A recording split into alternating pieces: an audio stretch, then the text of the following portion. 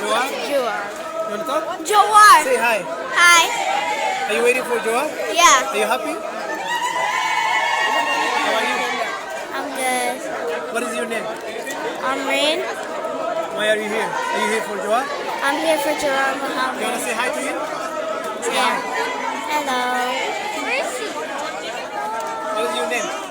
Hamza. Afaan Oromoo dandeettaa? Imran. Yeah. Egaa kabajamtoota daawwattoota keenyaa kutaa lammaffaa waliin jenne saniin walitti deebinee jirra. Haalli simannaa obbo Jawaar Muhammadiif hawaasni Oromoodhaa godhaa jiru akkuma argaa jirtan eerpoortii keessatti argamnaa yeroo ammaa kana isa simachuudhaaf gara isaatti deemuutti jirra jechuudha. Gammachuun hawaasaa waan fakkaatu uummanni keessa guuteetiin imalaa jira jechuudha. Gara isaatti deemaa jiranii eerpoortiin hedduu biizii ta'ee jira jechuudha. Minisootaan goota isaanii simachuudhaaf qophii ajaa'ibaatti jiranii eerpoortiin yookiin buufanni xayyaaraa akkuma argaa jirtan haala bareedaadhaan dubartoonni aadaa uffannaa aadaa garagaraa kutaalee Oromiyaa hunda uffatanii jiran asitti hiriiranii isa simachuudhaaf argamanii jiran jechuudha. Akkuma argaa jirtan obbo Jawaar Muhammad bakka irraa qabsoo jalqabe bu'uura qabsoo waan dhufaaruufi isa simachuuf uummanni buqqee asitti argama. Kana kudhan kagautu diidatti ittifamee rakkina sekuriitiitii fi kanaa ol seenuu hin danda'u jedhanii diidatti ittifamee paarkingii keessa jira uummanni. Kanaaf asitti argamne Jawaar Muhammad simachuudhaaf asitti argamne. Anaa dhufuu isaa isa simachuuf asitti argamne. Egaa kabajamtoota daawwattoota keenya obbo Daaluu hedduu galatoomii simannaa obbo Jawaar Muhammadiif pirootokooliin qophaa'ee jira. Warri dhiiraa uffata adii fi surree gurraacha godhate gama afoo kanatti dhufanii akka isaan simatan akkasumas gama dubartootaatiin uffannaa aadaatiin warri uffatee jiru isa simachuudhaaf qophii argaa jirtan kana godhaa jiran jechuudha. Eegdoonis yookiin sekiuritiinis isaaf qophaa'ee jira. Simannaan uummanni Oromoodhaa obbo Jawaar Muhammadiif godhaa jiru bifa mirqaanaa ta'een ammasitti fufee jira. Hanga obbo Jawaar Muhammad gama alaatti qubatanii jiranii hanga gama alaatti gabbahanii hawaasa isaaniitiin wal arganitti ammas isin biraan gahuudhaaf isin wajjin turraa nu wajjin tura.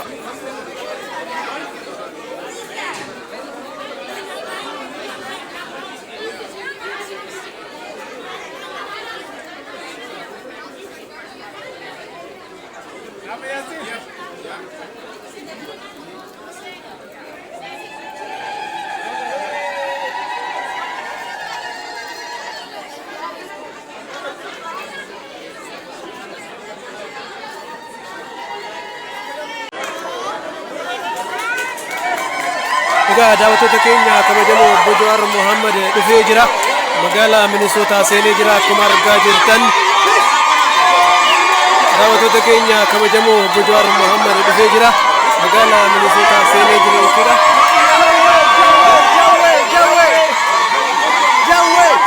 Daawwattoota keenya kabajamoo bulloonni magaalaa Minisootaa seenee jira. Akkuma argaa jirtan uummanni Oromoodhaa isa simachuudhaaf qabsoo gurguddaatti jirra.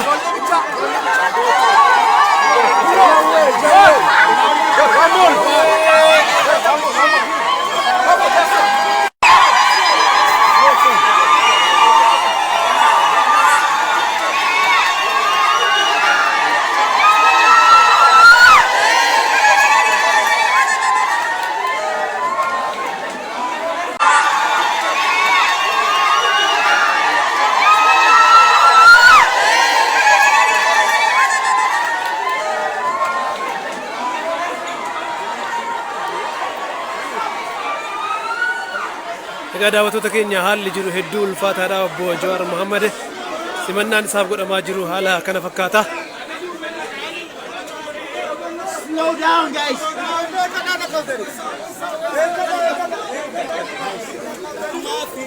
Guys, slow down. Come on. Hey.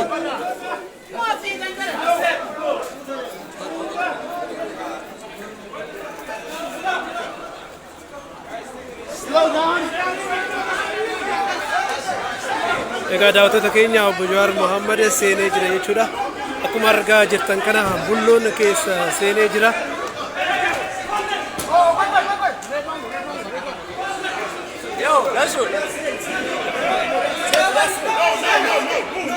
Egaa jawween Minisootaa seenee jira daawwattoota keenya. Egaa sagantaa boruutiin walitti deebina.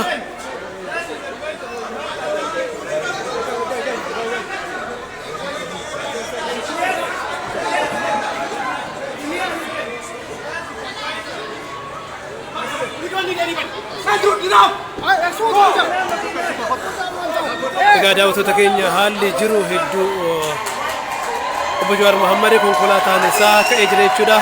Kana fakkaataa boru sagantaa bal'aadhaan walitti deebina waan ta'eef gamnummaan nagaa isinitti dhaammachuu barbaanna. Haalli hawaasa keessa jiru kana fakkaata. Gammachuudhaan mirqaanaan bulloo goota Oromoon Minisootaa simattee jirti bifa isaan maluun. Egaa kan ammas daawwachaa jirtan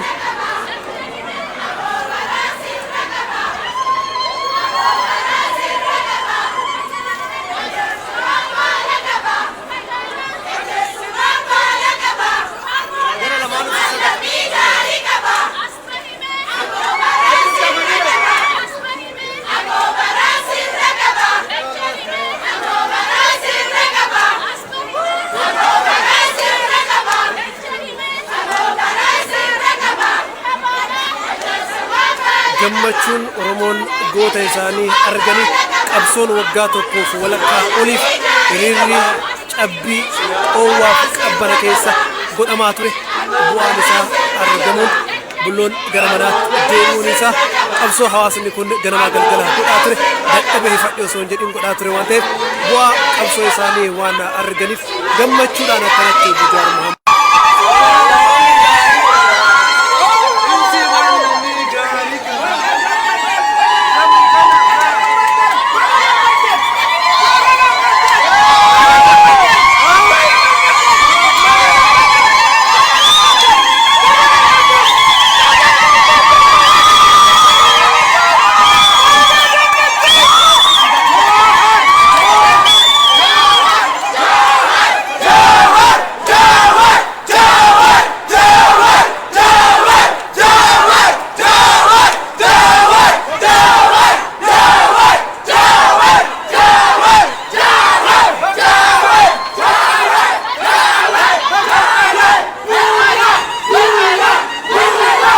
ulfaadha namoonni garagaraati asitti argamanii jiru. Adiinis asitti argamanii jiranii. How are you feeling, sir? I'm well. Senator John Hoffman, Senator Kerry Dietzig. Why you guys are here today? It's welcome Jawar home, man. You know, this has been a battle. This has just absolutely been a nail biter, and it's so nice that he's able to come back to Minnesota. And you know what? I'm not going to let him leave. So there, how's that one for you? I'm kidding. Yeah, thank you. No. How you guys feeling today? Like joyful. You are very Joyful. excited. We were the ones who brought the resolutions. We were the ones who really pushed for that. Senator Dietzig and I, and we're joyful. This is a joyful day. Kerry, what do you think? It's very exciting. I'm very happy for him and his family and for the whole community here in Minnesota. It's very exciting. So you have been fighting for Mr. Jawar Yeah. since he got arrested, and is it something you are proud of it? We are, you know what? I'm proud of the fact that he's going to come home and he's going to be reunited with his son Oromo. Oromo deserves to see his dad, right? And his wife Arafasi. And they're people that I've known for many, many years. And you know, it is a moment. It is a moment to be proud of what we did. We stuck together and we never gave up. And that's exactly what we do as a partnership with Senator Dietzig and I. We never gave up. Man, we were just talking about it. Tashidi Wako, Kerry and I, the last time the three of us were together, we were in her office writing the second resolution that really helped motivate some things here. So It was